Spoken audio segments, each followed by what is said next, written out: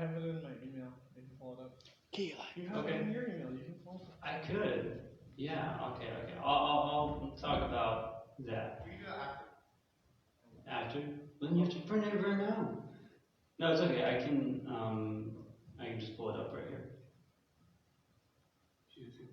Hello. Oh no. Battery's dead? Yeah, this is so weird. It keeps dying on us. I'll just use the handheld. I think we just need to buy more batteries. What are you guys using? Rechargeable batteries or something? I don't think so.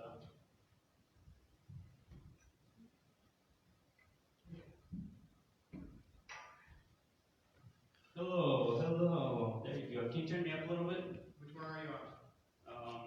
What's that on? 5, 6, no. 3 or 4. 3 or 4. Hello. Hey, check. Hey, there we go. Am I loud enough? Yes. No. Yeah. No. Okay, can you pull up the Shema and we'll see it? Yep.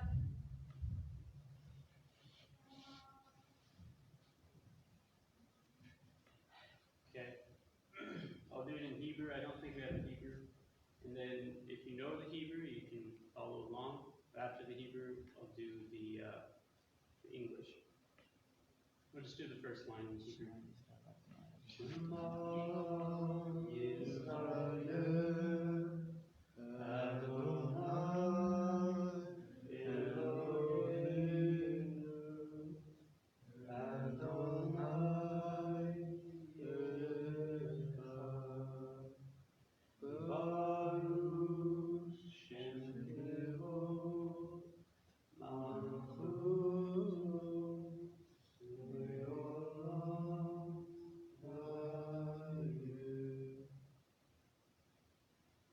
Hear, O Israel, the Lord is our God, the Lord is the one and only. Blessed is the name of his glorious kingdom for all eternity.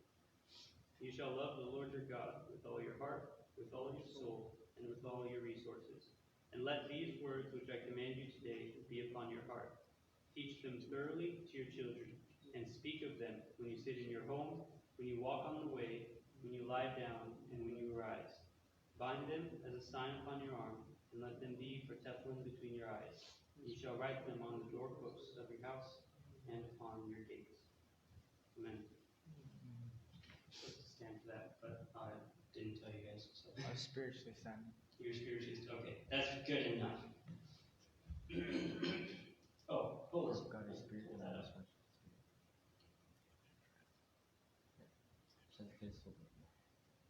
Hey Michael, can you text Galena and just tell her that yes, I will be there at the very least. So, New York passed a law to reunite victims of crime with long-lost offenders. What? Basically, they passed a law so that people who commit certain crimes are able to go back to the crime scene. So, like, if you break into someone's house and rob them, then you have the right to go back to their house to investigate the crime scene for yourself. That's just the dumbest thing I've ever heard. I know, it was New York. So. Yeah, you're right. And he's trying to run for president. Yeah, I know, because that's really a good way to run for president, huh? Also, there's a gay Jesus comedy group was attacked by a straight Jesus terrorist. They threw Molotovs at the building. Okay. Yeah. So basically, you guys know about the comedy show or TV series or whatever that depicted Jesus as gay, right?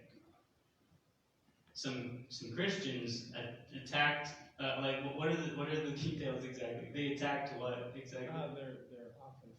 Oh yeah, they attacked the office. And so it's bad. We shouldn't be laughing. We should condemn that. That sort of violence is not good. Absolutely. But you gotta laugh at certain things. I mean, man, that's crazy. Anyway, for people on the internet and you guys, we do not support terrorism, even if it's Christian terrorism. So Seattle schools bar anti-vaccine kids from education. So any kid without a vaccine can't go to school? Yeah. After winter, kids without vaccines are unable. And do they get fined for not going to school still? I'm not sure about that. I don't know. Yeah, because we have truancy laws here in Washington. Yeah, exactly. So I don't know how that's going to work out. Yeah. Yeah. Wow. So pray for our schools. Pray for Seattle. That also means that it's required to get your vaccines, right? So there's that. Which that's one of the rights and freedoms that a lot of parents take advantage of is the freedom to not get vaccinated, and that is like my mom exercised that right. But then we went to California and they had a similar law. It's weird. All the hippies were like very anti-vaccine, but then they ran states, and those states were very anti-vaccine. Strange. A girl dies on a flight to Seattle. So there's this 10-year-old Chinese girl, and she was on a flight coming to Seattle, and she went into cardiac arrest, and she died. So pray for her family. I don't know her name, but pray for that girl. And there was a man found dead on a Snohomish logging road who was found murdered. He had a bullet wound through his head.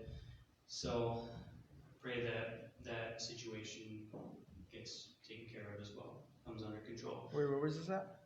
Snohomish County. He was found dead? Yeah, on a logging road. Also, with a bullet in his head? Huh? You said with a bullet in his head? Yeah. Wow. Yeah, a bullet wound at least. So pray for that. Speaking of prayers, we have a specific prayer request from one of our congregants, Sharon Marie Bach. Is it Bachman? Bachman. Well, Bachman in English, Bachman in German. Bachman.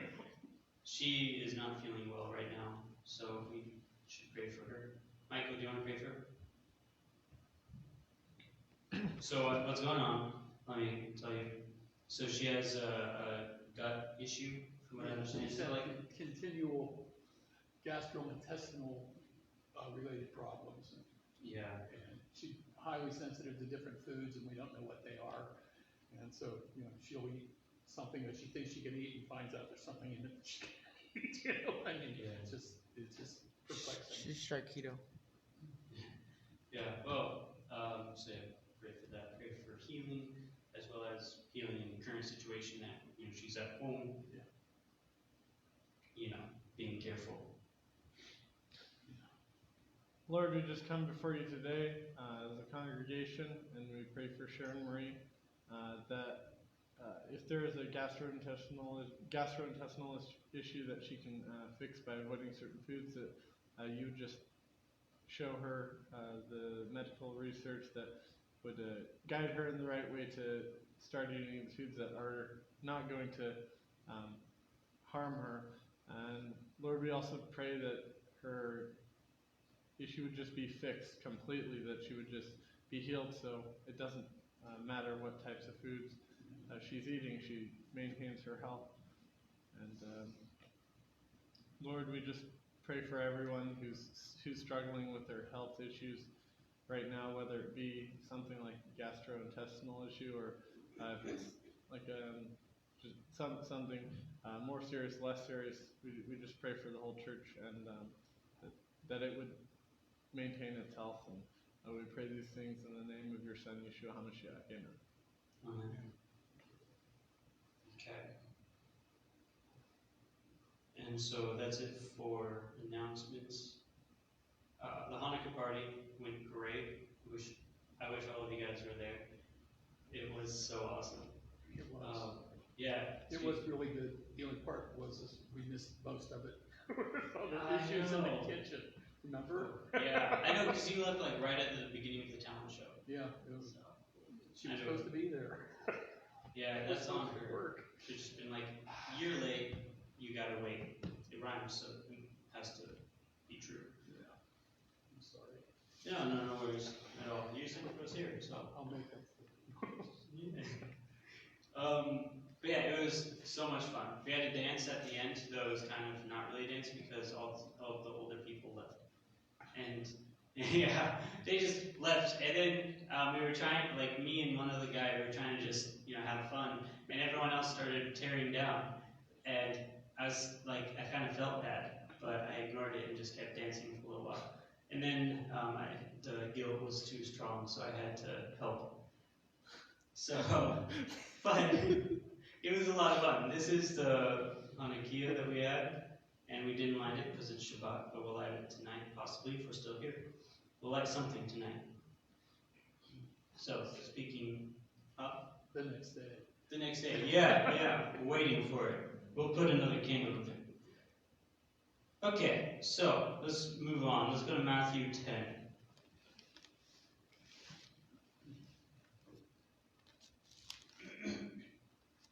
Does anybody want to read verses 1 through 5 for me? I got you. Yeah.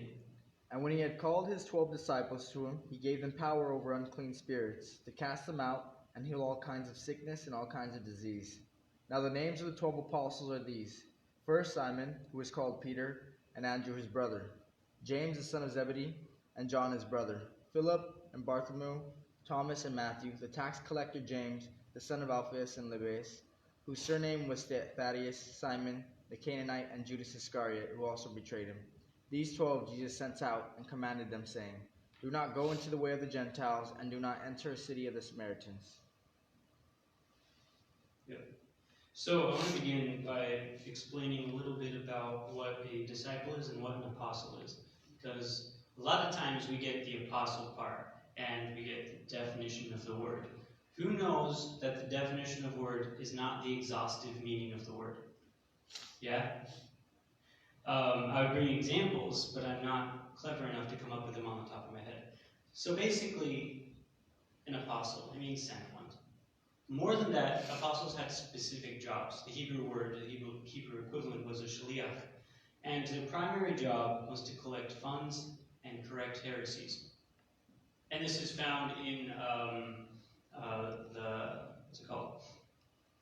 LLX, the Septuagint.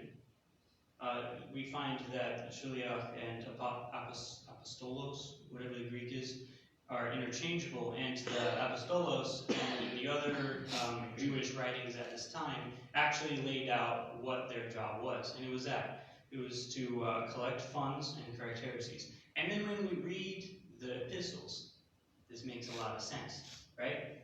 You have Paul, he's going around on his missionary journeys, and he's going and collecting money from here, collecting money from there, and he's going correcting this heresy, correcting that heresy. He's saying, don't do that, follow this teaching, do this way, this is the correct way, etc.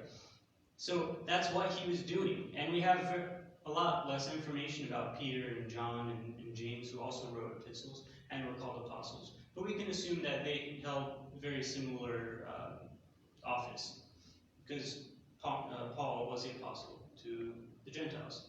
Peter was the apostle to the Jews. Partly because also Paul had the education to go to the Gentiles, right?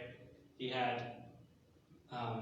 went to university, he learned about the poets, the Greek poets, he learned their science and all this sort of stuff. So he knew how to speak their language, and we see that. We see that because he says a lot of things that we interpret through the Greek lens when we should really be interpreting it through a collaboration between the Greek and the Jewish lens. Because he's speaking the Greek language in order to get a Jewish concept to the Greeks in the most efficient way possible, because paper was expensive at that time. And most of the time, we know that these letters were meant to be read aloud to the congregation, because most people in those days were not literate. So these letters, they would be sent to by Paul through a mediary, someone who was on foot, to go bring it to the person. The person would be instructed in some sort of oral mannerism on how to say this, and then a little bit of an explanation if it's needed. With this is part of what a shaliach or an apostle does, is they're an actual emissary. It's it's much less like you are sent with a mission. It's more like you're sent as an ambassador and you're representing the person who sent you. So you do have a mission, but you also have in the Jewish writings, they say a shliach. If you do wrong to a shliach, it's like you're doing wrong to the actual person, and you have to treat the shliach like you would treat the actual person. And so when Paul says, "Follow me like I follow Jesus," that's actually true. That he didn't just make that up. That's actually the office of an apostle. We look at Paul and we follow him as he follows Jesus, basically. And that doesn't mean, follow only what he does when he follows Jesus, but we follow him as if he were Jesus on earth. And a lot of people, especially Protestants, get that, are very wary about that, right?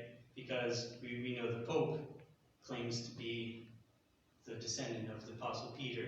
But really, that is what an apostle was that's how we're supposed to look at an apostle. Which is why the writings are scripture now, rather than just some letters like the Epistle of Barnabas, which he was an apostle, but we don't put that in our Bible.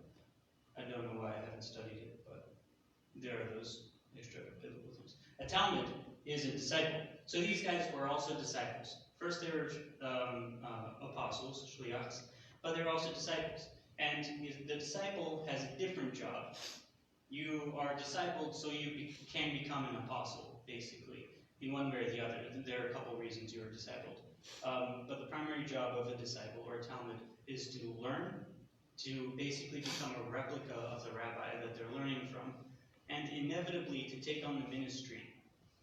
And there are two sort of thoughts which are contradictory, but they have to work together at the same time.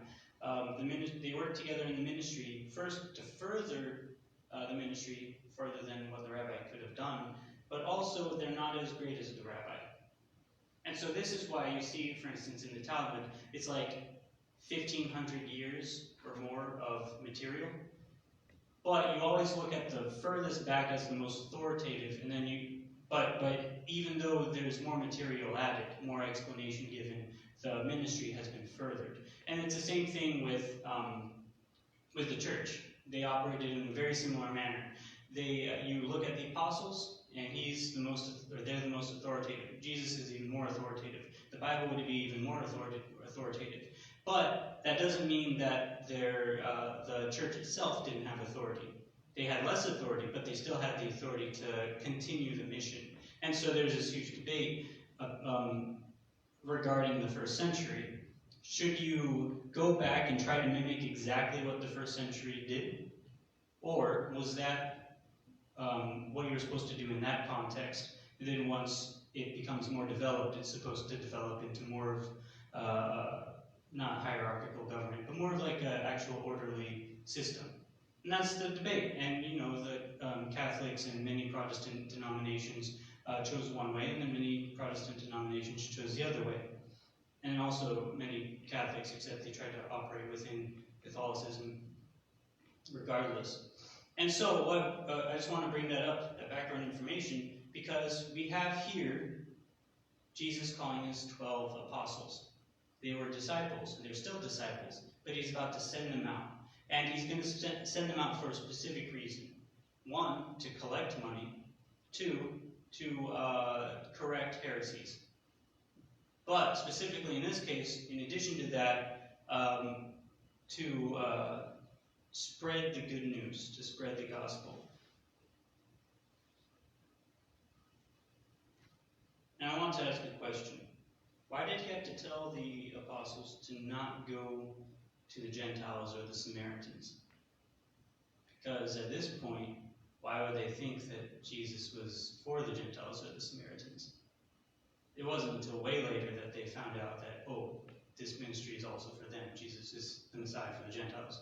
So why did he have to tell them that they're not supposed to go to the Gentiles? I guess it would be because it would be an accepted practice or an accepted deal. At that time, they weren't supposed to intermingle with the Gentiles, correct? Right. So they were the yeast of the of the new teaching of the new covenant to spread throughout the rest of the, which would then include Gentiles. Right. But my question is, if I'll read a little something about what a little bit of the tip of the iceberg of the depth of the animosity between the Jews and the Samaritans at the time. So I'll read that.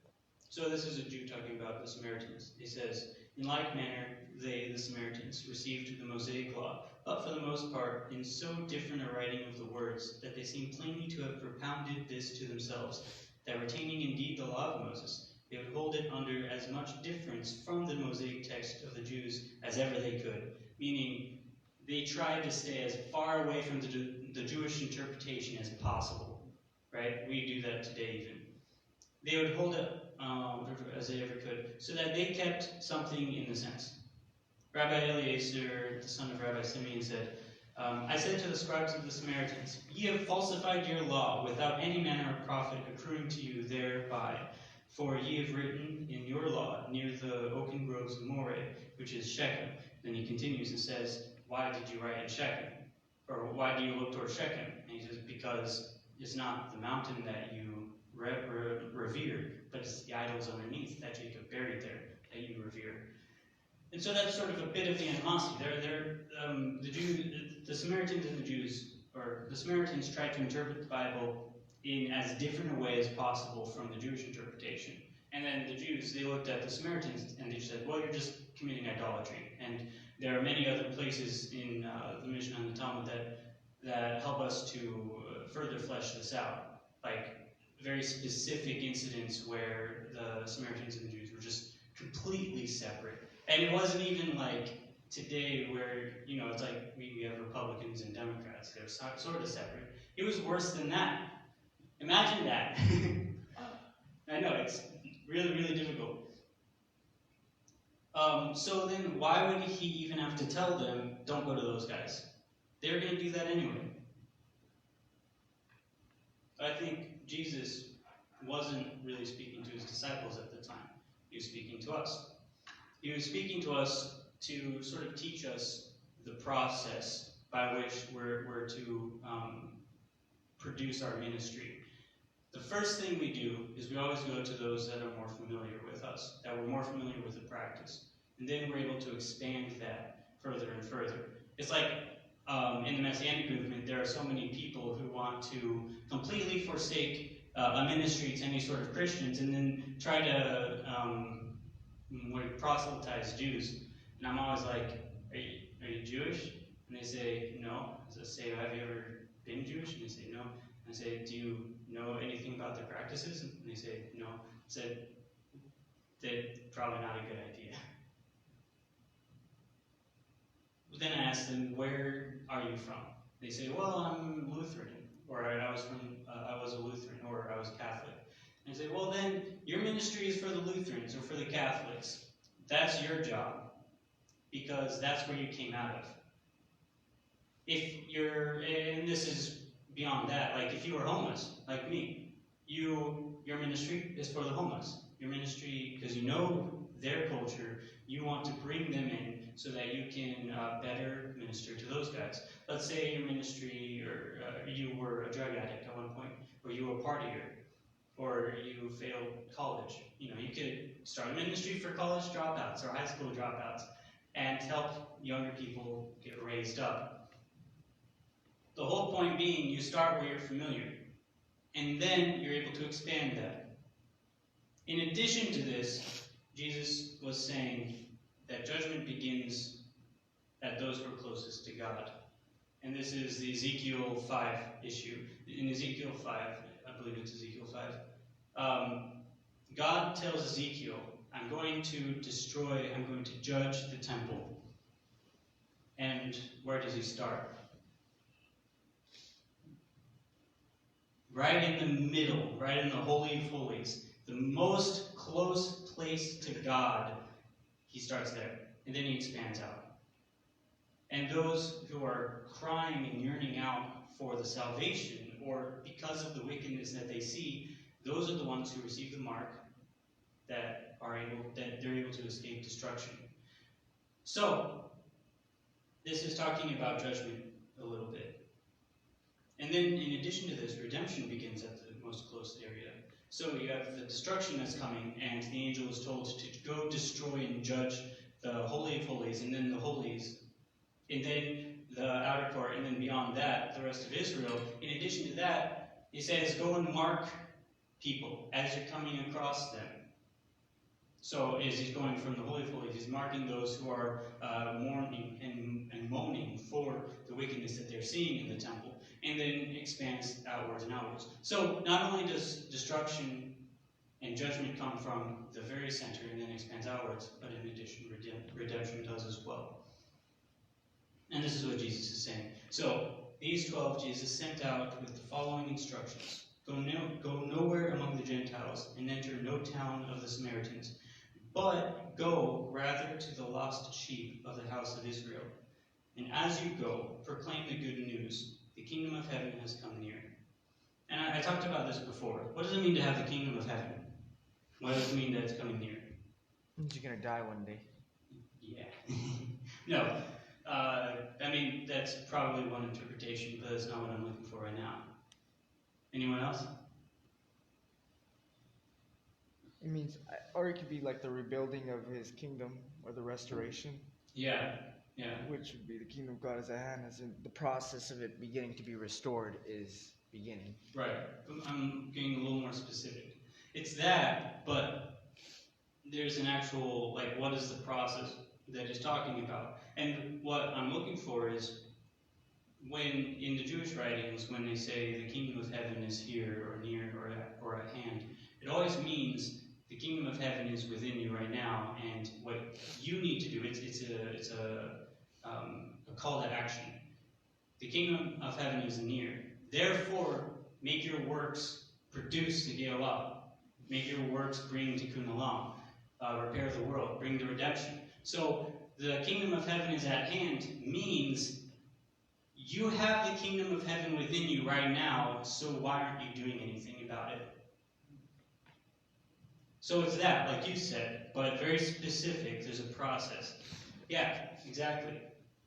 And so that is the whole point. Like, you have all these people, and even the Jews in those days, they were complaining about why the Jews in the outermost, more rural areas were so, what would you say? How do you say it? There's a word. They were lukewarm, you could say. They weren't really on fire for the commandments. They weren't on fire for God. They just, I'm a Judean. That's who I am. But they're like secular Jews, really. Or you could say liberal Christians. They're just not on fire. And so what Jesus is saying is go out into those towns and bring the fire to them. Like, get them excited. The kingdom of heaven is here now, like the Messiah is here, and you're not recognizing him. And I am his disciple. I can lead you the way to him, but you need to understand that the kingdom of heaven is within you, and you need to do stuff. You have a responsibility now. It's like if you talk to Christians who are saved, but they have not done anything with their life to bring any sort of godliness into the world. It's like, what kind of salvation is that? Any salvation that really doesn't change you, it's hard to call that a salvation. Because salvation is never only spiritual. It's always spiritual and physical. It always brings about good works in you. And so a lot of times you have to remind people of that. And that's what Jesus is saying. That's what he's telling his disciples to do. So he says, cure the sick. It gets people excited, right? Raise the dead. That also gets people excited. Cleanse the lepers. Cast out demons. You received without payment, so therefore give without payment. Take no gold or silver or copper in your belts, no bag for your journey, or two tunics, because two tunics means you're rich. You have to have one tunic, which means you're poor. Or sandals, or a staff. It's weird because it says no sandals. Sandals were considered the workerman's sort of shoe. If you had shoes, then they were more for the royal nobleman. But I guess he's just saying go barefoot. And don't bring a staff, for laborers deserve their food. Now, this is something that I came across and I was really confused about. So, you have to look really poor because laborers deserve their food? Well, didn't Paul say that he never was like begging for food, but he always worked for what he had, so that no one could say they gave him anything? Yeah. He worked for what he had.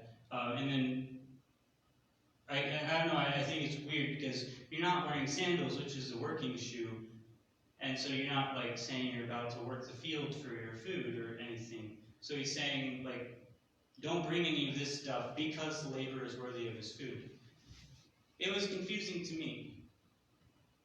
But what I think this means is in my commentary, not any authoritative commentary, is, oh man, I just had it in my mind and then I lost it.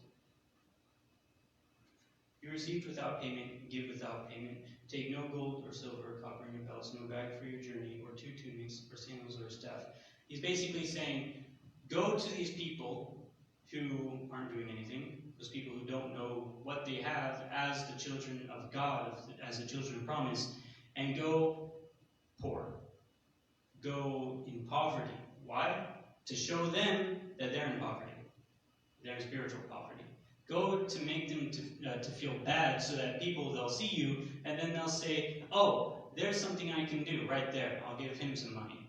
Or, because they're a beggar at that point, and give him some food or money. Why? Because they're shaliach, and their job is to go out and bring an increase of money, to gain a collection, so that they can produce a work for whatever the ministry is at the time.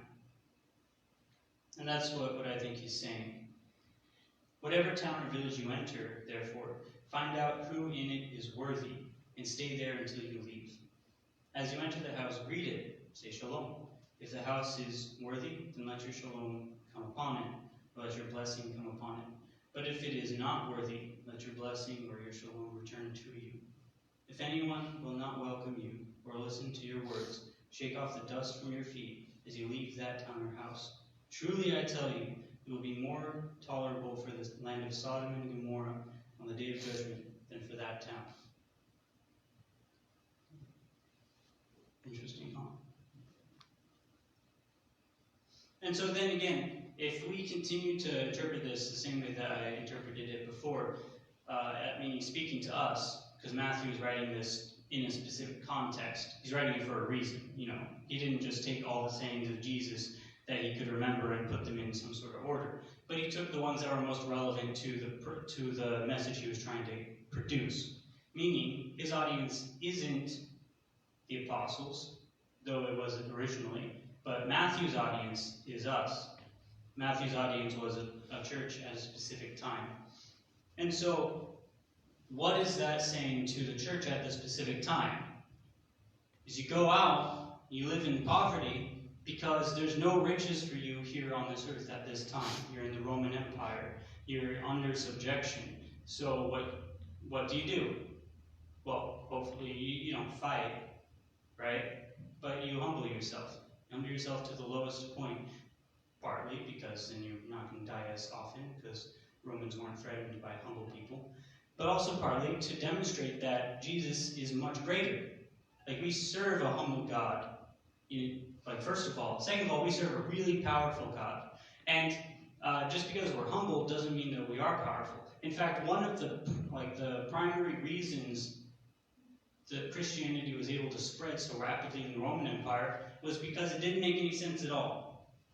Like, you had all these people who are dying for their God, and the Romans are thinking, why are you, if your God is strong, if your God is powerful, you're not going to die for him. You're going to rule the world. You say that God rules the world, so why are you not ruling the world? Right? It makes sense. It didn't make any sense to the Romans. But what happened was they would continuously die, and in addition to that, they would die with honor and dignity. You guys know I'm not going to remember the word. So, the eugenics. Do you know what eugenics means? Not exactly. Eugenics, wait a second, that's right word. Purify. What's that assisted suicide? Euthanasia. Euthanasia, yeah, not eugenics. Some European That's word. what. Yeah, that's different thing, different. different thing. You Much know what so. euthanasia It's on the other means? side. Yeah, the opposite end. You know what euthanasia means? Yeah. Yeah? No, I don't know what it means. Oh, okay. It means a good death. So the Greeks, in those days, the Greeks were actually somewhat, not obsessed, but they thought a lot about euthanasia. They thought a lot about a good death. It was a very, you guys remember the movie 300? Yeah? Sinners. Great. Yeah. What was at the very end? The narrator said they died a beautiful death. Because that was important to them. They wanted to have a very beautiful death, a good death. That was euthanasia. It was important. So you have all these Christians, they're dying in the lion's pit. They're dying being crucified. And sure, they're screaming. But at the same time, you see some of them are, like a vast majority of them, are dying with dignity. They know where they're going. And they are able to take this punishment and just imbibe it as if they were royalty. And so we have a couple writings from that time period where some Greek would be amazed, in the stands, they would be amazed at how these Christians were dying with such pride. Almost like, this world doesn't matter, it doesn't matter how they died, but the next world is what they're living for. And so, this is one of the reasons Christianity was able to spread, because that convinced a lot of people. That sort of death, as well as it helped them to really get pity from a lot of people as well. The Romans were very vicious and cruel. I don't know why we're not more anti-Roman. But this is why it's speaking to the church beyond Jesus' day, speaking to the church in Matthew's day, speaking to the church in the 2nd and 3rd centuries, even in the 4th century to a degree, speaking to all the church that's under persecution. If you're under persecution, what does Jesus say? Go to the people humbly. Go to the people in poverty. Don't, argue like some loudmouth buffoon, like some of we do here in America, because we're not under poverty, or persecution. But beyond this, after the persecution, the church began to interpret this in a variety of ways. You had monasteries crop up. A bunch of early Christians, they thought that Jesus here was saying that we really need to live a life of absolute poverty. We really need, they interpreted him very literally. We really only need one cloak. We really don't need shoes, or we need to not have shoes, is more accurate. We really need to go without money or without food, or extra food, or prepare. In fact, Sam Harris was talking about this recently. He was talking about, he was on a panel, a debate with Jordan Peterson, and they were discussing church dogmas. And Sam Harris was talking about these sorts of quotes in the Bible. Jesus says, don't think about tomorrow, because tomorrow's troubles will take care of themselves. Think about today only. And, he says, that's really stupid. Why would God say that? And there is a certain degree of truth there. Why would Jesus be telling a prosperous nation to get rid of all of their prosperity? In the Torah, it talks about how God is going to prosper his people, partly as a testimony to the power of God. And so it's a bit switched, it's a bit flipped. But you had the Catholic Church down the line. They started creating monasteries, a bunch of monks living in poverty, working really hard for nothing. And then you had written works like the life of Jesus or the life of the apostles, all talking about, what does the Bible say about how they lived, and painting a picture. Jesus lived on the road, always moving. He didn't have much money. He had to go fish for money. And this was interpreted in many instances in history as people really believing that that's how it was supposed to be. People really thought, there were many movements that, cropped up in the Catholic Church and then later in the Protestant movement, that we're supposed to live a life of poverty. Are you? No. No, yeah. It depends. Depends on the situation. Like if you're being persecuted, if you really are living a life of poverty, then maybe, like, you're not any worse off than somebody who's wealthy. It's just you're not wealthy. You might have a lot of wealth stored up in heaven. That's the line, you know. Down here, we're in poverty, period, in comparison to. Right, that's true, yeah. That's a good point. Yeah. But there's different levels of poverty that we live in. And the teaching has gone full circle. Now, you know, the prosperity gospel has been out for the last 20 years. Right. It's totally perverted. The happy medium's in between. Exactly, You know, yeah. You know, like Paul said, what did he say about, or Jesus said, be joyful with much or be, I'm content with much Yeah. and I'm content with little. That was Oh, Paul. it's Paul. In Philippians, yeah. Yeah. Exactly. Good Paul, he had much, he had little at certain different times. Yeah. And, you know, there is a time for your best life now, and there's a time for the life of Jesus. You know, different books for different times. You really want, like you said, a happy medium. If you're in a nation that's a sovereign, go away, Siri.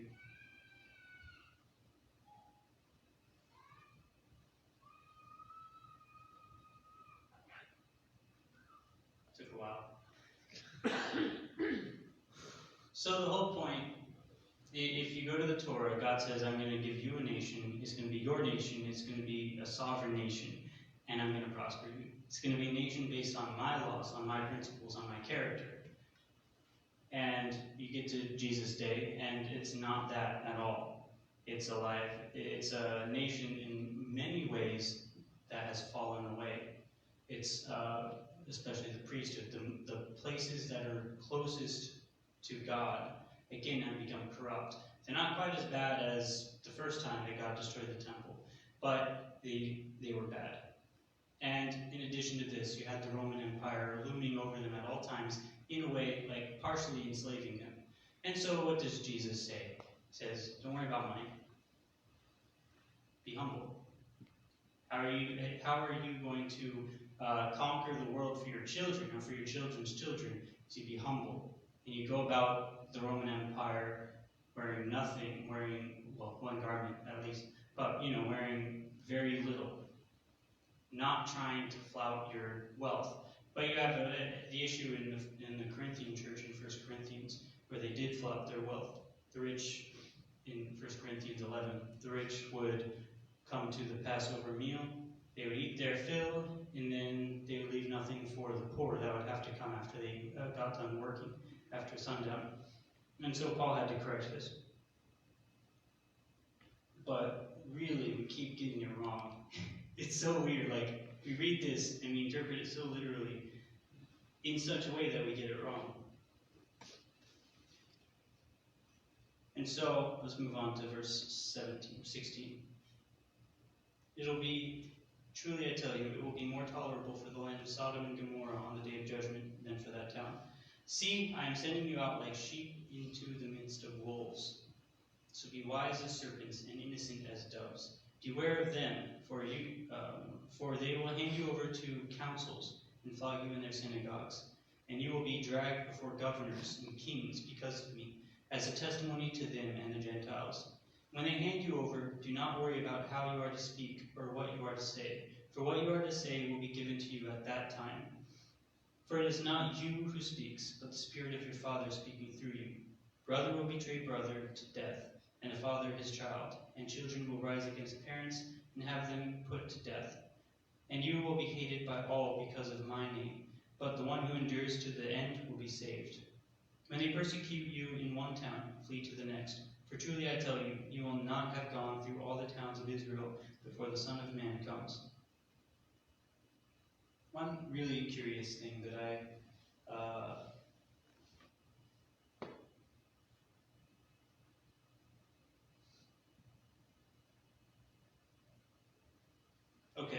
let me read this paragraph really quick.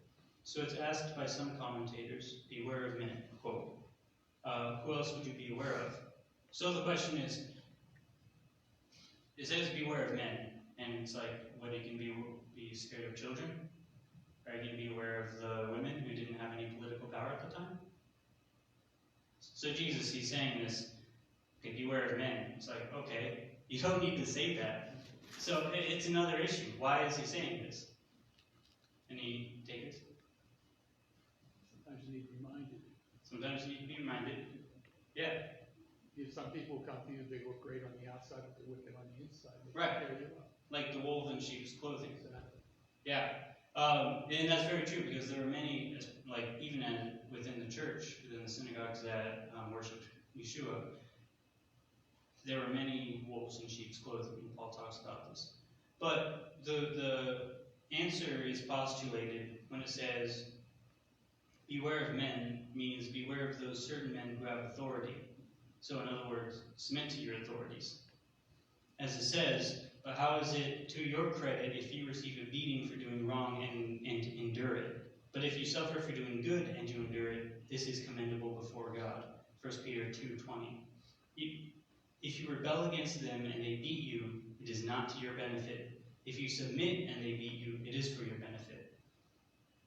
Now one very interesting thing here is it talks about they'll be beaten, and then it talks about they'll be put to death. Those are two different judgments that only different magistrates had the authority over. To be beaten meant you were being judged in a synagogue harshly. You were being judged in a house of judgment. To be put to death, then that's a Roman thing. So they had to suffer through both of those, the Jews and the Gentiles. But one thing we see here is Jesus never told them to separate themselves from the synagogues. If they're being judged by the synagogue, what does that tell you? They're still a part of it.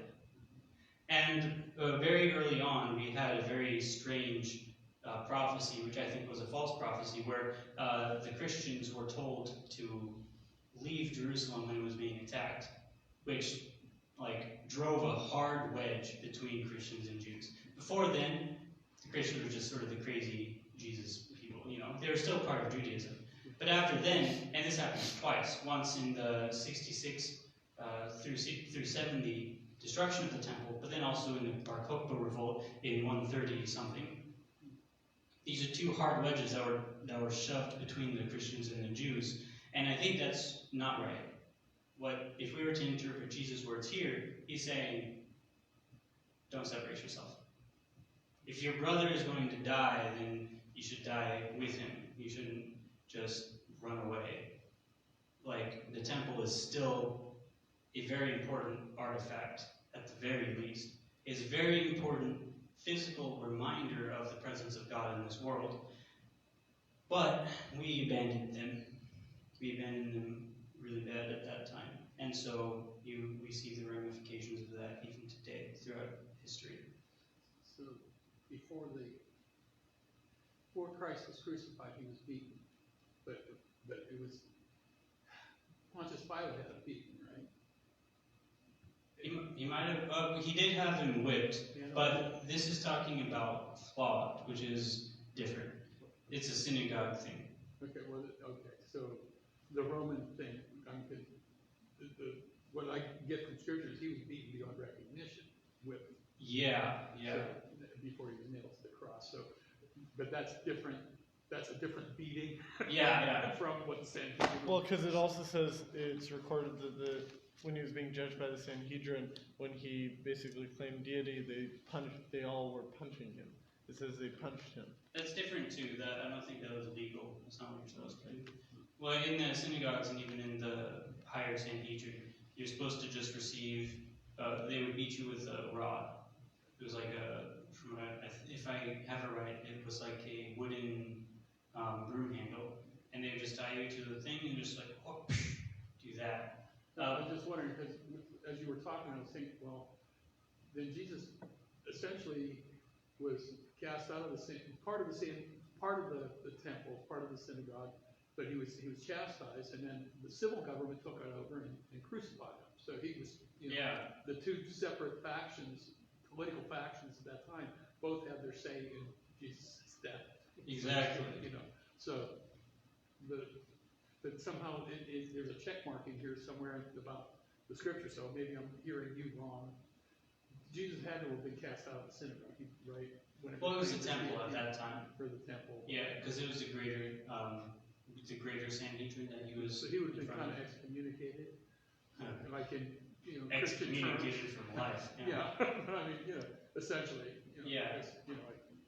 In a way. It was sort of like a kangaroo court. Maybe that's the wrong thing. But none of what they did in the actual gospel story was legal. Like, they did everything against legal precedents, and they did everything against what was actually written in the Talmud or in their law codes in the mission. Well, it wasn't written at the time, but everything they did everything against what the rabbis said you're supposed to do. Okay. And so, you don't want to use the Gospels as a reference for how they typically did things in those days. That was all for political reasons, because that's the picture I get clearly, is that he thinks he's God, we're going to get him out of here. Yeah, specifically he thinks he's the king of the Jews, Yeah, and they insisted they kill him, we don't want him. Yeah. And they wipe their hands on him, so, okay, so. Yeah, exactly. And so this is different. So again, this is Matthew talking to people who are still experiencing this and still going to be going through this. Matthew's church was not separate from the synagogue, in other words. Matthew's church, he's saying you got to stick with them, even if they're doing all of this, because, as it says in, as it says in First Peter 2:20, it's not to your credit if you receive a beating for rebellion. It is to your credit if you receive a beating for righteousness. So that's the whole point. Jesus is saying you're going to be beat, but make sure you're getting beat for righteousness' sake rather than for unrighteousness' sake. And then it says at the very end, we get a clue in verse 23. It says, "When they persecute you in one town, flee to the next. For truly I tell you, you will not have gone through all the towns of Israel before the Son of Man comes." In other words, if they would have just stuck with the Jewish towns, Jesus probably would have been come back by now. If they would have just gone from one Jewish town to another Jewish town, and one synagogue to another synagogue, you're beat there, okay, well, we have another one we can go to. Jesus says, you're not going to finish all of the towns before I come back. And so the destruction of the temple, not only was it a judgment on the Jews for rejecting him, like most Christians think it was a judgment on the Christians at the time, because they weren't following what Jesus told them to do. He said, go from one town to another to another. You go to the Samaritans and bring them in. And we see this in the Jerusalem Council. They say in Acts 15, it says, let these 5 things be the minimum requirement for them to come into the fellowship. Because, why? Since the time of Moses was taught in the synagogues. So what are they talking about? Bringing the Gentiles into the synagogues so that the Gentiles can learn. It was never about creating a whole new thing until the Gentiles got a bit proud. And they thought it was a whole new thing. Which, by the way, happened very early. It happened probably within the 1st century. And we see this in the epistles.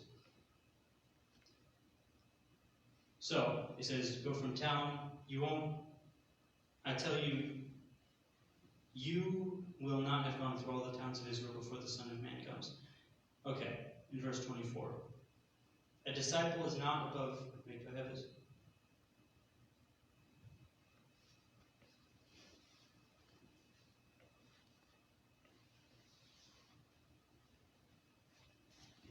Okay. A disciple is not above the teacher, nor a slave above the master. It is enough for the disciple to be like the teacher, and the slave to be like the master. If they have called the master of the house Beelzebub, how much more will they malign those of his own household? So, of course, it's just continuing, saying, stick to what I'm telling you. It's okay for you to be like me. Don't try to go beyond what I did, which we did in a lot of cases. So have no fear of them, for nothing is covered up that will not be uncovered. Those wolves in sheep's clothing, it'll soon be brought to light that they are actually wolves. Nothing secret that will not become known. What I say to you in the dark, tell in the light, and what you hear whispered, proclaim from the housetops. Don't hide things. Do not. Okay, so this is another issue. A lot of times, and this is sort of an insecurity in many messianics, but they want to go to like a synagogue and sort of try to just fit in. So they put on all the garments and stuff, and then people are like, "Hey, where are you from? I've never seen you before," and they'll just pretend to be Jewish.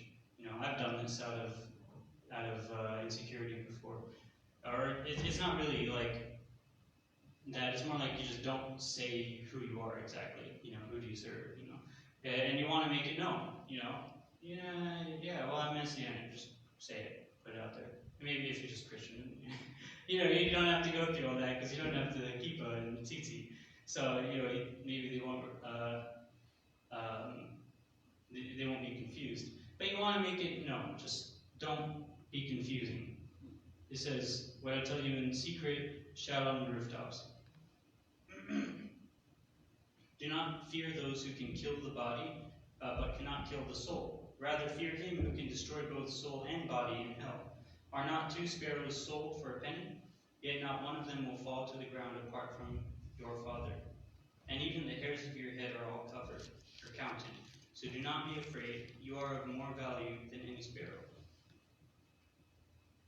Everyone, therefore, who acknowledges me before others, I will acknowledge before my Father in heaven. But whoever denies me before others, I will deny before my Father in heaven. Yeah? Amen?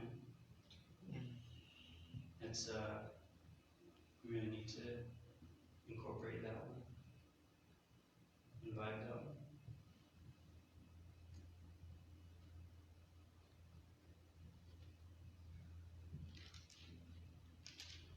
And with that, I will end there with the sermon type portion. Do you have any questions? It could be about anything.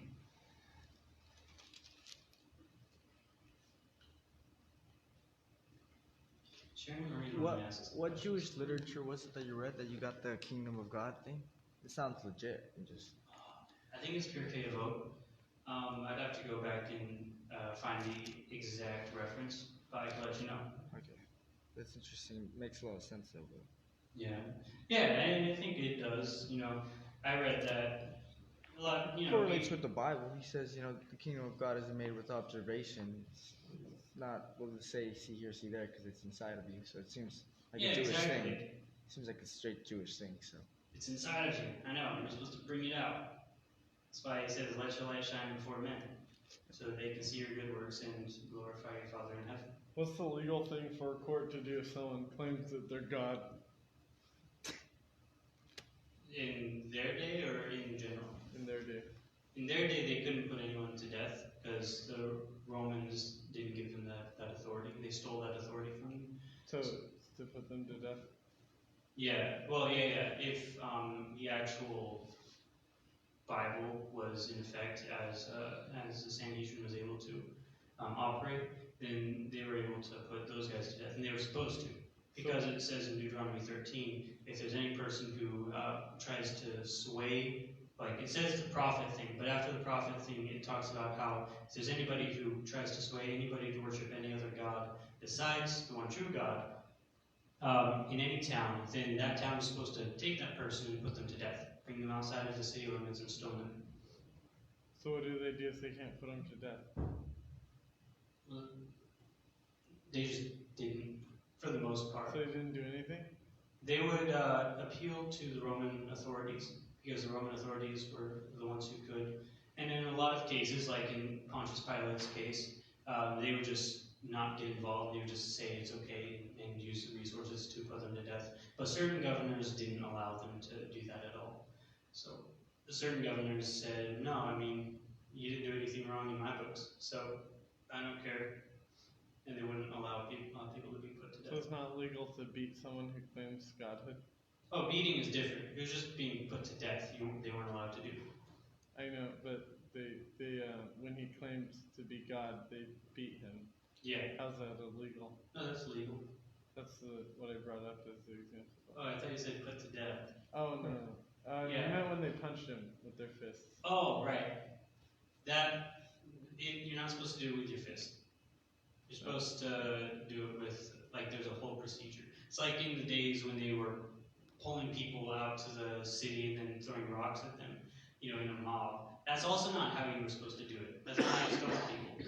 So their entire justice system in this time, which is partly why I was saying that the whole system was corrupt in their days, not like it was the first time the temple was destroyed, but it was still really bad, is they didn't follow their own legal precedences. They didn't follow their own legal laws, or legal proceedings.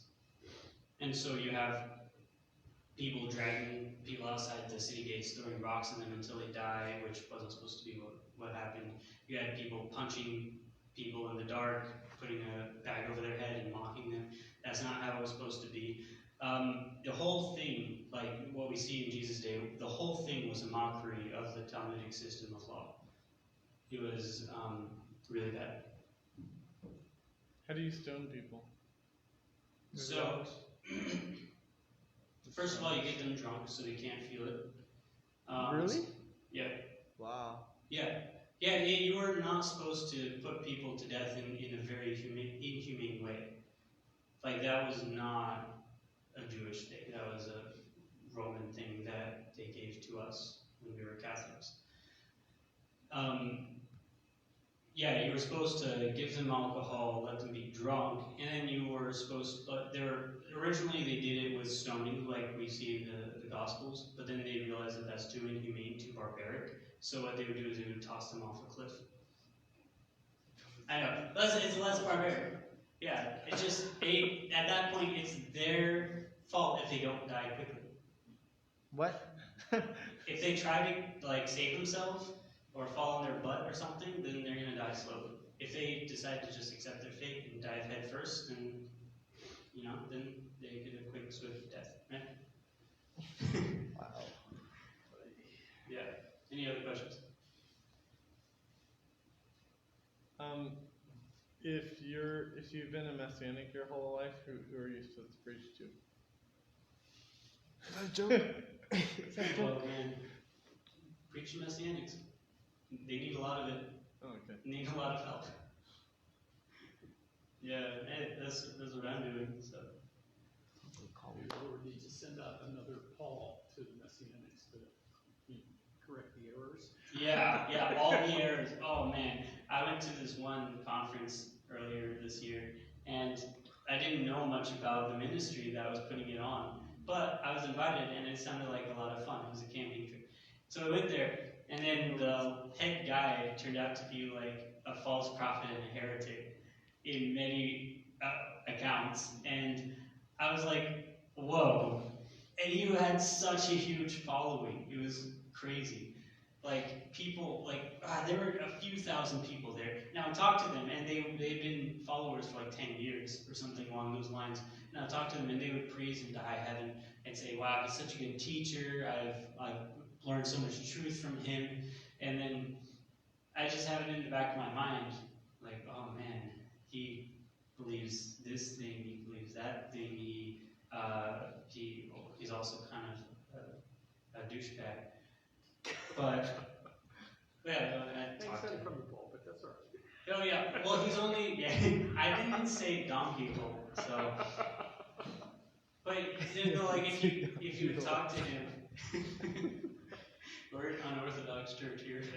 But, if you talk to him or if you tried to question his beliefs, he would use very just hard line, I don't care if you agree with me or if you disagree with me, his sort of attitude that, he's just an angry sort of attitude. And it was, it was interesting. They had kosher tzitzit though, so we got that.